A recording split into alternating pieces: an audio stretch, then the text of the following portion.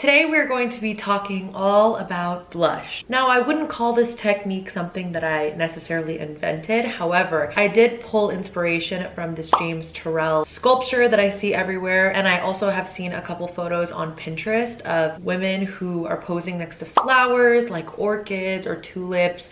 And it kind of mimics the shading of the flower and the coloring. And it's like a kind of ombre effect. Now I thought to myself, let's take that inspiration and replicate that on my cheeks. Now I've heard a lot about blush layering, like when you're using powders and creams together, or if you're mixing the blush together, but this is kind of different. This is going to be more dimensional and using different blushes in different areas to kind of get that effect. So today we're going to be using these Rhode blushes.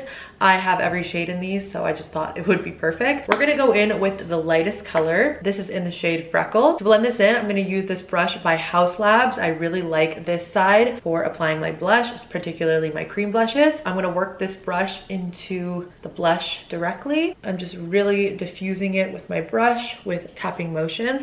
Now, because this is the lightest shade, it's kind of the same concept of doing a smoky eye. The outer shade that's going to be showing is going to be your base layer. So you do want to make sure that the outside is blended. This is so beautiful for a base layer, and honestly on its own, it's so pretty. Now, next what I'm going to do is grab a shade that's a little bit darker. This is in the color Sleepy Girl. Looks like this. It's a beautiful mauvey pink. I love it. I'm going to grab this brush by Hourglass, and I have two of these. One is for my concealer, and this one is for just blending in smaller areas. I really like how this blends my cream blush because it's nice and dense. So when I want to get more of like a potent color, this is when I use this. Now what I'm going to do is I'm not going to do this entire surface area. I'm going to kind of create a circle, but that's about an inch smaller. As you can see, I'm starting at the center. I'm doing this in tapping motions like so. So like around and around and around. Again, just like that James Turrell sculpture, how it kind of like fades into a different color. Not blending in that center part too much. I'm just blending that product out. And do you see how beautiful these two colors are just melting in together? And as I'm going out, my brush has a lighter and lighter touch because I'm blending in to the shade Freckle. I'm going to take it one step further, and this is where it gets unreal. I'm going to use the shade Toasted Teddy. This is definitely the darkest blush, I believe, that they have.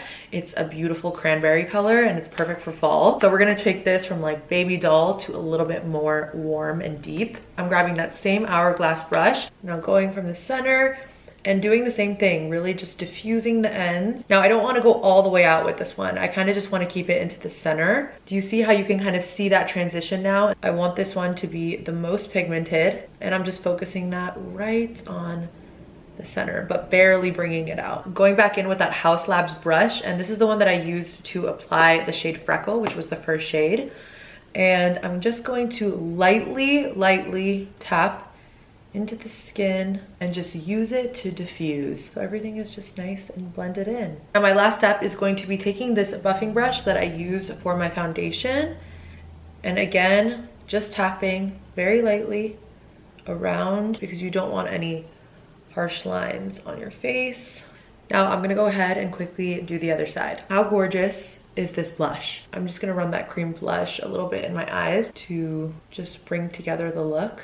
Do you see how when you use different colors to layer, it creates a nice, beautiful and dimensional blush? Now this technique is obviously super easy. Just grab any different color blushes you have and just play around with it, because this looks so insane in person. And obviously the way that I prep my skin helped kind of everything melt together. I just posted a video recently on how I prep my skin before this video, so make sure to go watch that. Let me know if you guys try this out. It's just a really nice, intentional way of doing your blush. I love you, and I'll see you in the next one. Bye.